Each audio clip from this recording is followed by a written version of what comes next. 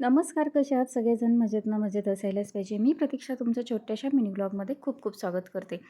तर आज गावाकडनं येताना सासूबाईंनी आळूचे पानं, कोथिंबीर आणि कढीपत्ता गावाकडून शेतातून ताजं-ताजं घेऊन आलेल्या होत्या. आणि एवढं ताजं असतं गावाकडनं आणलेलं, की म्हटलं लगेच निवडून फ्रीजमध्ये ठेवावं. सुकून जाईल, नाहीतर सकाळी निवडायचं म्हटलं तर. म्हणून मी संध्याकाळी लगेचच ते निवडण्यासाठी घेतलं. आळूचे पानं इथे मी सगळी मोठ्या प्रमाणात आळूचे पानं होते. मग म्हटलं सगळ्याचे देठे काढून घ्यावेत आणि मग ते निवडून पिशवीमध्ये ठेवावेत. तर पुणेरी आळूची पानं आमच्या गावाकडे आहेत. भरपूर अशी त्याला पानं येतात आणि खायलाही खूप मस्त लागतात. तर एक साथ आपले 4-5, 4-5 पानं मी लावून त्याच्या वड्या करणार आहे उद्या परवा. मुलांना खूप वड्या आवडतात. म्हणून सासूबाई गावाकडे गेल्या, की नेहमी ते आळूची पानं घेऊन येतात. तर खूप मोठी-मोठी आळूची पानं होती आणि ते देठेही मी त्याची भाजी करणार आहे.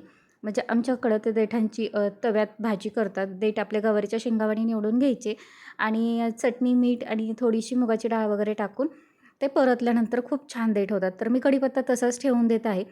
जेणेकरून तो पाला सुकत नाही आणि काळपट होत नाही. म्हणून कढीपत्ता मी तसंच पिशवीत भरणार आहे आणि ही हिरवीगार एकदम ताजी-ताजी अशी कोथिंबीर. तर एकदम गावरान कोथिंबीर होती. त्याची वासही खूप छान येत होता आणि अजिबात खराब नव्हती. मग म्हटलं चला पटकन हे निवडून फ्रीजमध्ये ठेवावं, कारण सकाळपर्यंत ते सुकून जाईल. कारण मला संध्याकाळचा स्वयंपाकही करायचा होता. तर इथे सगळ्या गोष्टी मी निवडून घेतल्या. कढीपत्ता तसाच भरला सुकू नये म्हणून आणि ह्या सगळ्या भाज्या भरून फ्रीजमध्ये ठेवून दिल्या.